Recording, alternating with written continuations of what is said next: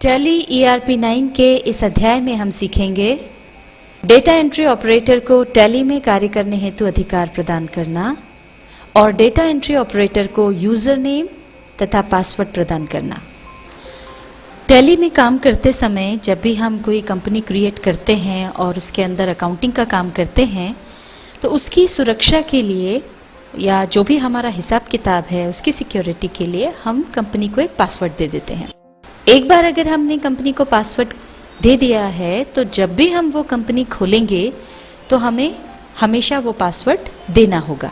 जैसे कि कंपनी हमारी क्रिएट की हुई है, बनी हुई है, हम उस कंपनी को खोलना चाहते हैं तो पहले तो हम उसको सिलेक्ट करेंगे, एंटर प्रेस कर देंगे। अब ये देखिए यहाँ पर हमने HK ट्रेडर्स जो हमारी कंपनी है वो चुन ली। अब हम एंटर प्रेस करेंगे। जैसे ही एंटर प्रेस करेंगे तो ये पहले पासवर्ड मांगेगा। हमको नेम ऑफ यूज़र और पासवर्ड दोनों यहाँ पर देने पड़ेंगे। ये हमने नेम ऑफ यूज़र दे दिया और पासवर्ड डाल दिया। अब एंटर प्रेस करेंगे तो कंपनी खुल जाएगी। तो जब भी आप टैली पर काम करने जाएंगे, जब भी कंपनी खोलेंगे तो आपको हर बार ये पासवर्ड देना होगा और इससे ये रहेगा कि कोई भी व्यक्ति आकर के उसमें एंटर नहीं हो पाएगा या उसे खोल नहीं पाएगा। ये हमने आपको टैली के पार्ट 40 में सिखाया था। अब हम चाहते हैं एडवांस लेवल पर सिक्योरिटी कंट्रोल को यूज करना।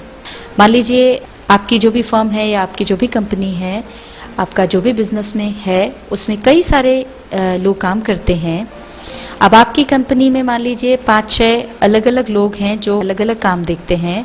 कोई सेल्स का काम देखता है, कोई परचेस का काम देखता है, कोई केवल डेटा एंट्री करता है।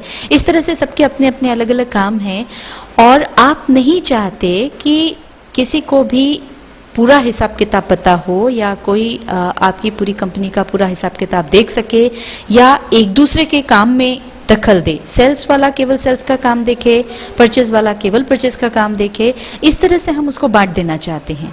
तो हमको सिक्योरिटी कंट्रोल का उपयोग करना होगा और सिक्योरिटी कंट्रोल ऑप्शन की मदद से हम ये काम कर सकते हैं। आइए अब हम देखते हैं सिक्योरिटी कंट्रोल को कैसे यूज किया जाए। इसके लिए सबसे पहले हमको जाना पड़ेगा कंपनी इन्फो में, जिसके लिए शॉर्टकट की है Alt F3। ये हम कंपनी इन्फो पर आ गए। यहाँ से अब हम जाएंगे सिक्योरिटी कंट्रोल पर। ये सिक्योरिटी कंट्रोल में अब हम जाएंगे टाइप्स ऑफ सिक्योरिटी पर। अब यहाँ पर आ गए security levels for company. 3 levels यहाँ पर दिए हुए हैं, डेटा एंट्री, Tally.net यूजर और Tally.net ऑडिटर। अभी हम जो काम कर रहे हैं वो डेटा एंट्री के लिए कर रहे हैं, इस सिक्योरिटी लेवल के लिए कर रहे हैं। तो हम इसको चुन लेंगे, एंटर प्रेस कर देंगे।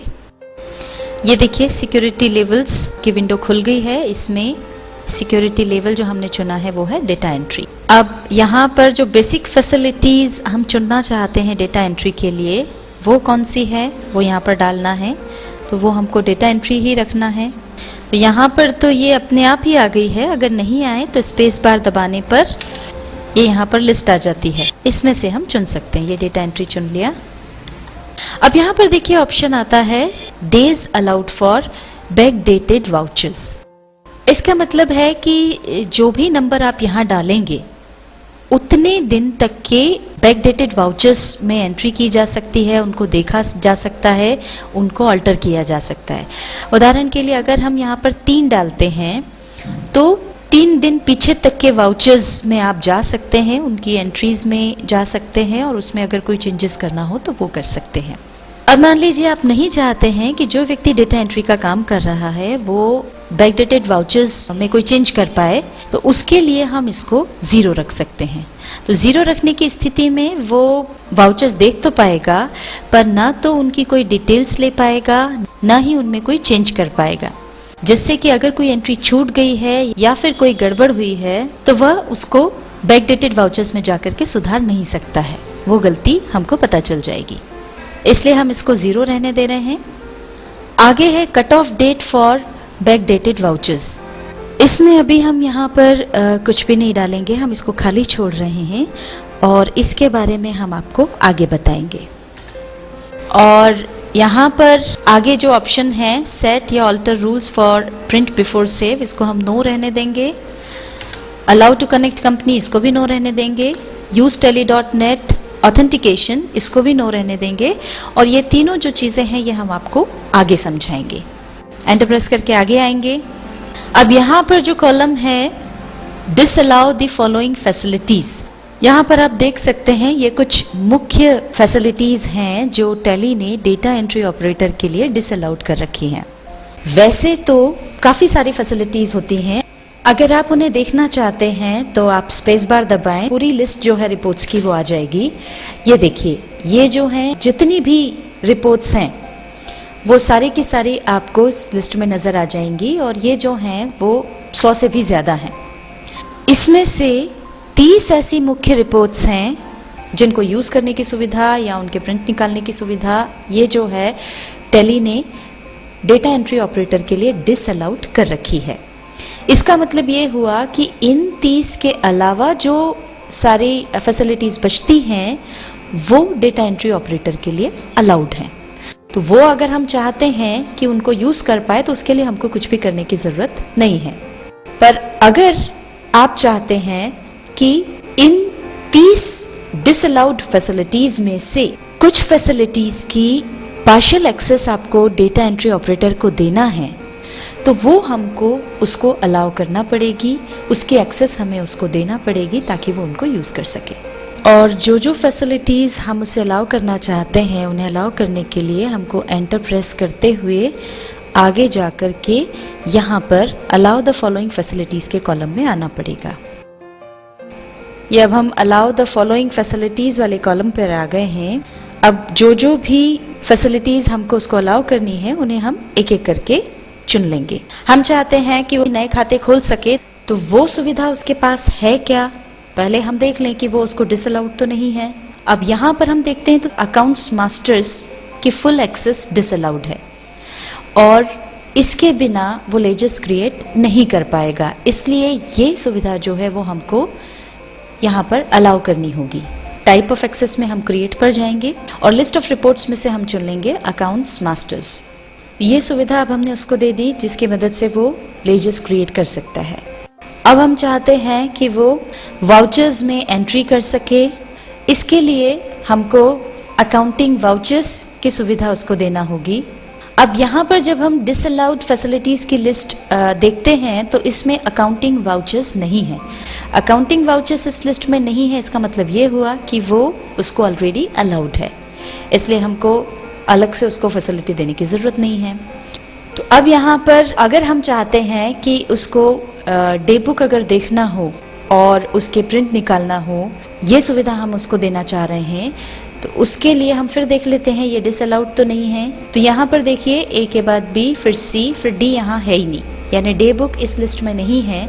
इसका मतलब ये हुआ कि डे बुक की जो फैसिलिटी है वो भी उसको डिसअलाउड नहीं है, इसका मतलब वो अलाउड है और वो उसका यूज कर सकता है, तो ये भी हमको अलग से देने की जरूरत नहीं है।